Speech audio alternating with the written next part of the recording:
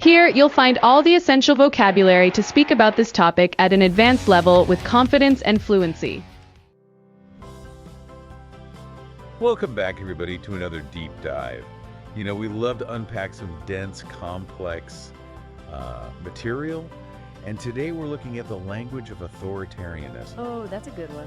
Yeah, and we've got some excerpts from a couple of different sources, Language of Power and Control, and then this other one, The Erosion of Democracy, Gradual Steps to Authoritarianism. And, Wow. and we're going to be looking at how these seemingly small steps can erode democratic freedoms. Right. And I think it's really fascinating how language can be used to control and manipulate people. It's almost like sleight of hand, like a magic trick. Yeah. Where our attention is drawn to one thing and really the magic is happening somewhere else. Yeah. And one of the sources points this out that, it doesn't start with them kidnapping you or something like that. Right. It starts with the government making hints. Right. Those subtle hints, those subtle shifts in language that we might hear from leaders or institutions can be really powerful. Absolutely. Have you ever noticed this yourself? Oh, yeah. Where maybe a phrase or a term just doesn't quite sit right. Today, we're going to equip you with the tools to kind of decode those hints. Okay, so let's take, for example, the phrase overcomplicated red tape. Okay. Now, on the surface, this sounds like a complaint about bureaucracy. Right. It might even sound a little boring. Yeah. But this language can actually be weaponized. I've heard it used in the other way, like cutting red tape. Yeah. Like that's always a good thing. Right. But you're saying that it can be used to It can be. to control people. It can be a way to hinder action or to hinder individuals or organizations that those in power see as a threat. Right. One of the sources gives an example of financial reports being used to target specific groups. So basically, if you don't play by our rules, we can bury you in paperwork and legal challenges. So something that sounds positive, like cutting red tape, Right. can actually be really manipulative. Exactly. And I imagine this ties into this idea of fake narratives, which we see everywhere these days. Fake narratives point to the control of information. Right. The manipulation of media to serve an agenda. Right. And we see this very clearly in one of the examples from a source material talking about the independent TV channel NTV being taken over, and the staff weren't even allowed to enter their offices unless they signed this oath of loyalty. It's disturbing how quickly things can change when those independent voices are silenced. Right, and it goes even deeper than that. It's not just about controlling the narrative. It's about discrediting anybody who dares to challenge it. Which brings us to labels like radical left. Or foreign agent. Yes. These are terms that designed to put a target on someone's back. Exactly. Those labels are designed to evoke fear and distrust. Right. And there's an example in the source material about a speaker who was blacklisted from academia in Hungary. Oh, wow. Just for expressing views that were different from the government. And they were labeled a foreign agent. And it effectively ended their career. That's really scary. Yeah. So it seems like this is a form of social engineering. It is. Right. It is. It's about framing the debate in such a way that it benefits those in power. By labeling individuals or groups as radical or foreign, they're essentially dehumanizing them. Right. Making it much easier to justify taking further actions against them. Yeah. I mean, we've seen this time and time again in history. Throughout history. Haven't we? Where these kinds of labels have been used to silence the opposition. Exactly. Enemy of the state, that kind of thing. Yeah, used to justify atrocities. It's a playbook that's been used again and again. And what's concerning is that it's actually becoming more sophisticated in the information age. Right, because information spreads so quickly. Exactly. It's not just words, though, is it? No, it's not. We also see these concrete actions being taken Absolutely. against individuals and organizations. Yeah. And I think the vocabulary used to describe these actions is just as chilling. It is exile, retribution, malicious prosecutions. These aren't just abstract concepts.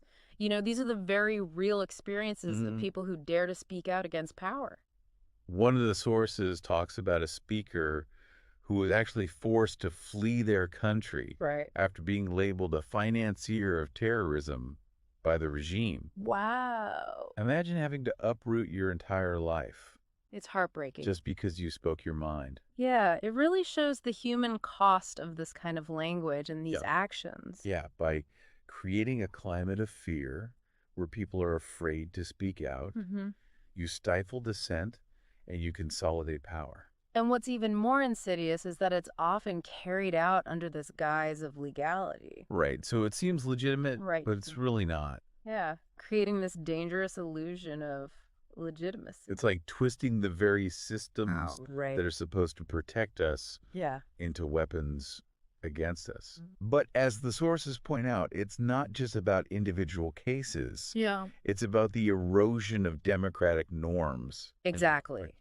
These seemingly isolated incidents, these seemingly small steps, they build on each other. And they gradually chip away at the foundations of a free and open society. That's a good way to put it. Each transgression sets a precedent, making it easier and easier to justify further and further encroachments on our freedoms. And this brings us to, I think, a really crucial concept. This idea of checks and balances. The idea that no one entity should hold absolute power. Exactly. And that different branches of government should have the ability to kind of limit each other's power. It's like a system of safeguards. Yeah, like a safety net to prevent anyone or any group from becoming too powerful. And one of the sources puts it this way: it is better to fight. It is better to refuse rather than to give in and hope that somebody else will be the check and balance for you. That's really powerful. It's a call to action, isn't Sure it? is. To be vigilant, to actively resist, to refuse, to give in, to not just hope that someone else is going to take care of it. Absolutely. And so I think that's what we're going to delve into next after the break. Sounds good.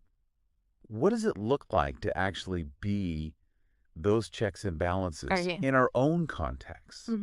How can we as individuals push back against these trends and contribute to a more just and equitable society? I like it. We'll be right back after a word from our sponsors. Welcome back to our deep dive into the language of authoritarianism. And before the break, we were talking about the importance of checks and balances. Yeah, and it's really concerning when you see those checks and balances start to erode, particularly within the legal system itself. Yeah, it's a scary thought to think that the institutions designed to uphold justice could actually be used as tools of oppression. One of the sources uses this term malicious prosecutions. And it refers to situations where legal actions are initiated not to uphold justice, but really to target and punish individuals or groups that are deemed a threat by those in power. So it's like they're perverting the law to serve their own ends. Exactly. And often authoritarian regimes try to cloak their actions in this veneer of legality. Right, make it look legitimate. Yeah, using terms like national security or public order to justify these abuses. So how can we become more discerning? How can we become more aware of these tactics? Well, I think one really important thing is to diversify our sources of information. Okay. Don't just rely on one news outlet or one social media platform. Right. Seek out different perspectives, even ones that may challenge your existing beliefs. So it's like getting a more complete picture. Exactly. It's not just about the quantity of information we consume, but the quality of that information. We need to develop our critical thinking skills. Yeah. Don't just accept everything you read or hear at face value. Question the source. Consider their motives. Look for evidence. Feel like an investigator. Yeah. I like that analogy. Always digging deeper. And just like a good investigator, you need to be aware of your own biases. Right. We all have preconceived notions that can influence how we interpret information. Yeah. So how do we do that? How do we resist that confirmation bias? It takes effort. Yeah. It takes a commitment to really seeking the truth, being willing to question your own assumptions, and to be open to changing your mind when you're presented with new evidence. Yeah. It's not easy, but it's so important. It's essential. You know, one of the quotes that really stood out to me from the source material is, "It is better to fight. It is better to refuse rather than to give in and hope that somebody else will be the check and balance for you." Powerful statement. It's a reminder that we all have a responsibility to protect our freedoms. Right. Not just hope that somebody else is going to do it for us. Yeah, what can I do? What difference can I make as one person? Yeah. And that's a valid question, especially for those who might be living under authoritarian regimes where the stakes are much higher. Of course. And we can't forget that reality for some people speaking out can be incredibly dangerous. Absolutely. There are very real risks involved. Yeah. So what can we do? Well, one of the sources highlighted the importance of finding ways to support each other, to build networks of solidarity, and to document human rights abuses. It's like shining a light into the darkness. Exactly. And it's about finding creative ways to circumvent censorship and control. Okay.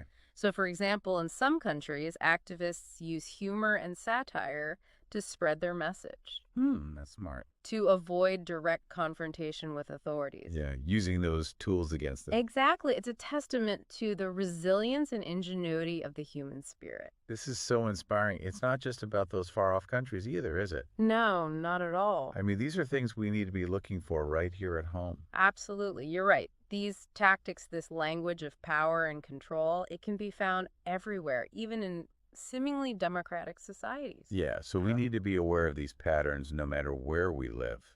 Exactly. The fight against authoritarianism is not something that happens over there.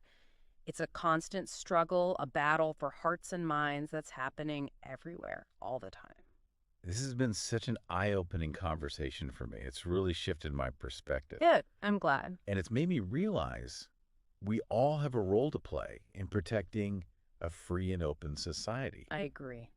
It starts with being aware of that language of power and control. Those subtle hints Right. that often precede more overt forms of oppression. And I think that's a great point to transition to our final thoughts Okay. and takeaways from this deep dive into the language of power and control. Sounds good. Welcome back to the show. Yeah. So we've spent all this time looking at how those in power use language to manipulate and control us. Right. But the important thing is what we can do about it. And I feel a sense of hope just having this conversation. You know, that's a good point. Awareness is definitely a key step toward empowerment. Right. And I think, you know, this deep dive has been about equipping you, the listener, with the tools to understand all this, subtle language of authoritarianism and how to recognize it in your own life. Yeah, because it's not always some huge announcement or dramatic action. No. A lot of times it's those subtle hints. It is. It's those subtle shifts in language that can be the most dangerous. Because, you know, one of the sources said, it doesn't start with them kidnapping you. It starts with the government making hints. Yeah, so the more we can recognize those hints, the less likely we are to be swayed by them. Absolutely. And it's not just about recognizing them, it's about actively resisting them. Yeah. You know, remember that quote we talked about before? It is better to fight. It is better to refuse rather than to give in and hope that somebody else will be the check and balance for you. Such a good quote. That's a call to action. Yeah. We can't just sit back and hope that somebody else is going to fight these battles for us. Absolutely. So what can we do? What can one person do? Right, that's the question. Yeah, it feels so overwhelming sometimes. It does, but it's important to remember that even these large systems are ultimately made up of individuals. Yeah. And each act of resistance, no matter how small, chips away at the foundations of authoritarianism. I like that. So it's like all of our little acts kind Yeah. of come together to, Think of it like a mosaic. yeah, You know, each tile might seem insignificant on its own, right. but together they create a much larger picture. Okay, so where do we start? What are some things we can do? Well, one of the most powerful tools we have is our voice. You know, speaking out against injustice, challenging false narratives, sharing information, Right. supporting independent media. Yeah. These are all really important. These are all acts of defiance. They are. And we've seen throughout history that even in really difficult circumstances, Right. people have found ways to resist. Absolutely. Sometimes it's through big protests or Yeah. civil disobedience, Mm-hmm.